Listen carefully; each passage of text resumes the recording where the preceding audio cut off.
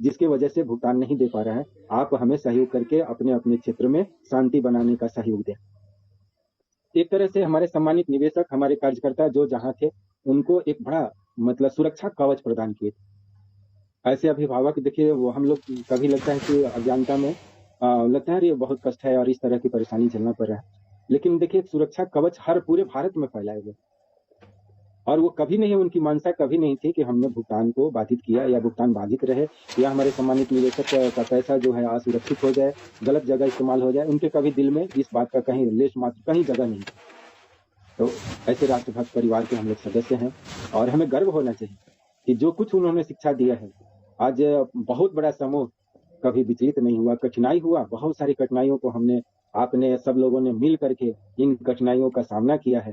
लेकिन अंतरात्मा, मेरा भी, आप सबका भी अंतरात्मा यही कहता है, नहीं, कठिनाई लीगल था, कठिनाई एक बनाया हुआ कठिनाई था, जो सबको झेलना पड़ा। आज हमारे निवेशक, हमारे बुजुर्ग, हमारे जो सम्मानीय निवेशक गण हैं, या हमारे सम्मानीय वरिष्ठ गण हैं, वो हमेशा इस बात को बताते हैं, अब थोड़ा आप लोग और धैर्य रखिए, अब बहुत जल्दी अच्छा हो जाएगा। तो इस तरह से समाज में भी बहुत जगह ऐसा मिलता है कि लोग खुद भी हम लोगों को सांत्वना देते हैं।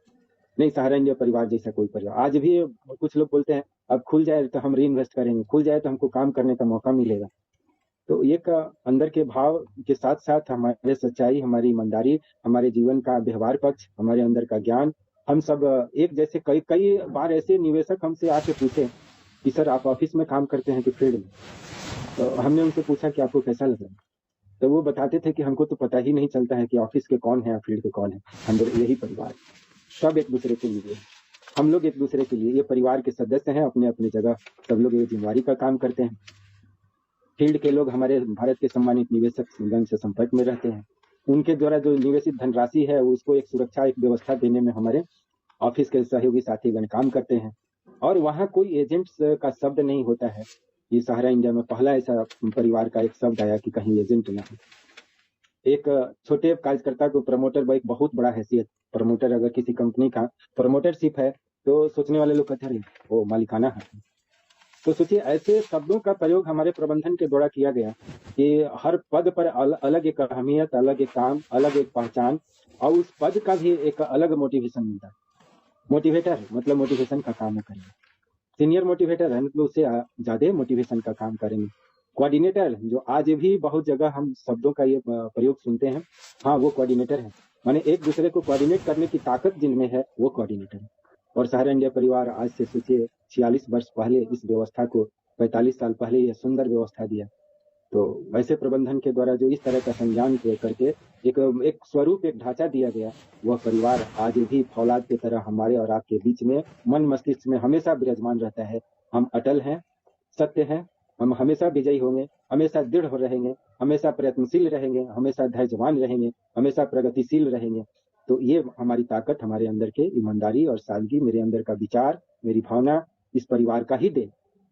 और ये परिवार में हम तो बार बार यही कहते हैं कि बहुत अच्छे अच्छे लोगों का ये है, एक तरह से एक संगठन है, और ये कहें उनकी बहुत बड़ी पहचान है।